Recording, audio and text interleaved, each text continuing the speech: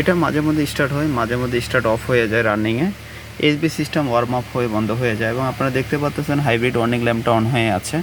যাই হোক, আমরা নিসান এক্সটেল নিয়ে অ্যাভেলেবেল এই কাজগুলো করে থাকি।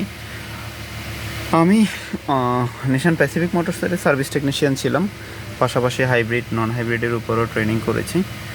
তো আপনাদের নিসান এক্সটেল নিয়ে যে কোনো ধরনের সমস্যা আমাদের সাথে যোগাযোগ করতে পারেন, ইনশাল্লাহ ভালো একটা সার্ভিস পাবেন।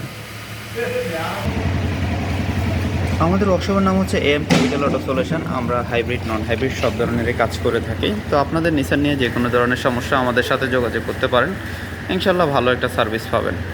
আমাদের কাছে হাইব্রিডের স্পেয়ার পার্টসও অ্যাভেলেবেল আছে এবং নিসান গাড়িতে কিছু প্রবলেম হয়, যেমন এই গাড়িটাই দেখতে পাচ্ছেন এসবি সিস্টেম ওয়ার্ম আপ হয়ে গাড়িটা বন্ধ হয়ে যাচ্ছে, হাইব্রিড ওয়ার্নিং ল্যাম্প অন হয়ে আছে এবং যখন মাঝে মধ্যে এটা রানিং অফ হয়ে যাচ্ছে।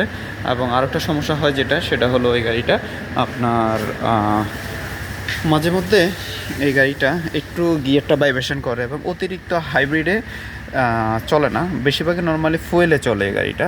হাইব্রিড একেবারেই কম চলে, অতিরিক্ত ফুয়েলে চলে। তো আপনাদের নিসান নিয়ে যে কোনো ধরনের সমস্যা আমাদের সাথে যোগাযোগ করতে পারেন। আমাদের ওয়ার্কশপ নাম AM ক্যাপিটাল অটো সলিউশন। এটা হচ্ছে বসুন্ধরা এভার কেয়ার হসপিটালের অপোজিটে। আশা করি ইনশাল্লাহ আপনারা ভালো একটা সার্ভিস পাবেন। ঠিক আছে, আজকে এই পর্যন্তই। আসসালামু আলাইকুম রহমতুল্লাহ।